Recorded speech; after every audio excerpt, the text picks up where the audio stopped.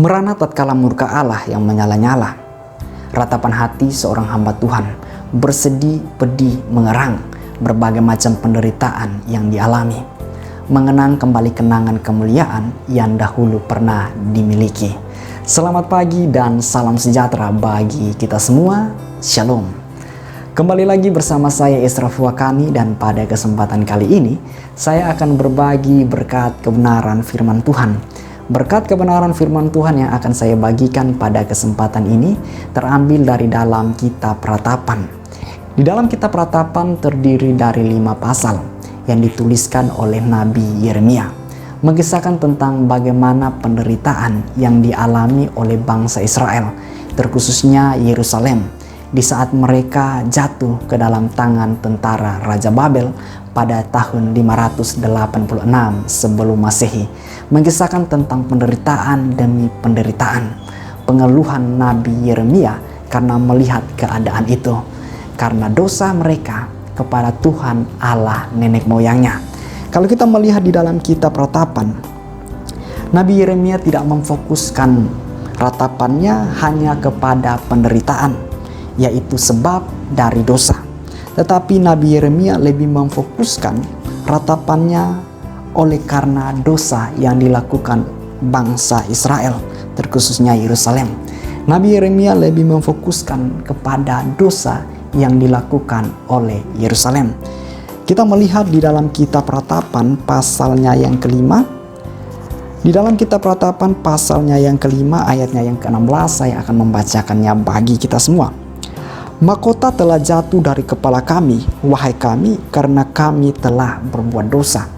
Karena kami telah berbuat dosa. Inilah yang menjadi alasannya mengapa bangsa Israel, yaitu Yerusalem, mereka jatuh ke dalam tangan tentara Raja Babel. Dan juga kita melihat di dalam pasalnya yang ketiga, ayatnya yang ke-39 sampai ayatnya yang ke-41.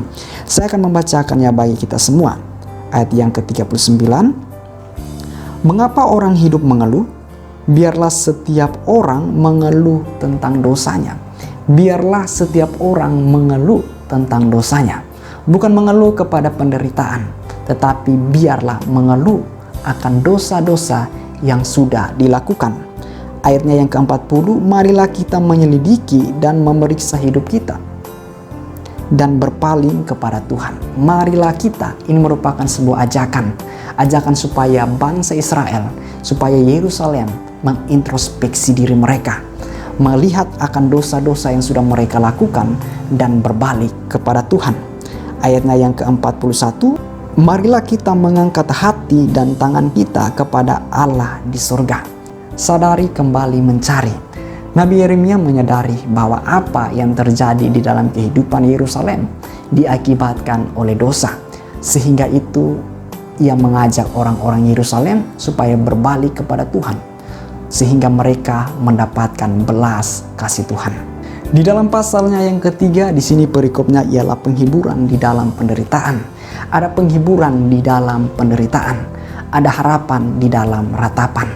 Kita melihat bahwa ada penghiburan. Apa yang menjadi penghiburannya, dan juga ada harapan. Apa sebab dan juga kepada siapa ia berharap. Kalau kita membaca di dalam ayatnya yang ke-57, di dalam pasalnya yang ketiga ayatnya yang ke-57. Engkau dekat tatkala aku memanggilmu. Engkau berfirman, jangan takut. Engkau berfirman, jangan takut. Jadi yang menjadi penghiburan di dalam kehidupan Yeremia, yaitu ialah firman Tuhan. Firman Tuhanlah yang menjadi penghiburan di saat mereka mengalami penderitaan. Dan apa sebab mereka berharap? Di dalam ayatnya yang ke-21 saya akan membacakannya. Tetapi hal-hal inilah yang kuperhatikan, oleh sebab itu aku akan berharap. Oleh sebab itu aku akan berharap. Ayatnya yang ke-22. Tak berkesudahan kasih setia Tuhan, tak habis-habisnya rahmatnya. Selalu baru setiap pagi, besar kesetiaanmu. Tuhan adalah bagianku, kata jiwaku.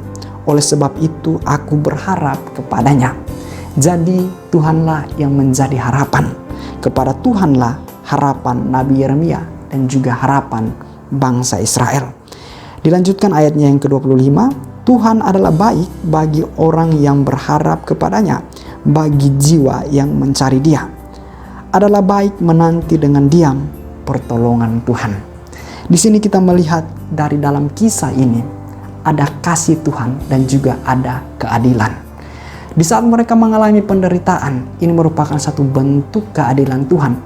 Tuhan menyatakan keadilannya, tetapi Tuhan juga memiliki belas kasihan kepada orang-orang yang berharap dan juga terus bersandar kepada Tuhan walaupun berada di dalam penderitaan.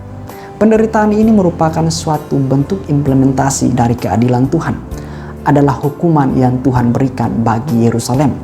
Kalau kita melihat di dalam kitab Ayub, Ayub berkata bahwa Tuhan yang memukul. Ketika hukuman Tuhan itu datang kepada setiap kita, sakit rasanya.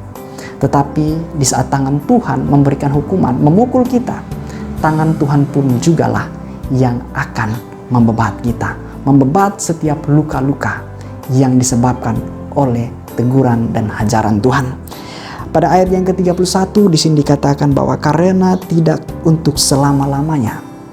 Karena tidak untuk selama-lamanya Tuhan mengucilkan. Ayat yang ke-32, karena walau ia mendatangkan susah, ia juga menyayangi menurut kebesaran dan kasih setianya. Mari di dalam penderitaan, di dalam hukuman Tuhan yang kita alami, biarlah kita terus berharap. Biarlah kita mengintrospeksi diri kita dan kita kembali kepada Tuhan.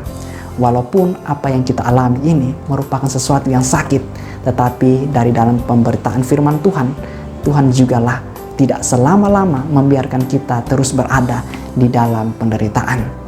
Tuhan akan menunjukkan kasih-Nya dengan membebat setiap kehidupan kita. Inilah yang bisa saya bagikan kepada kita semua. Tuhan Yesus memberkati.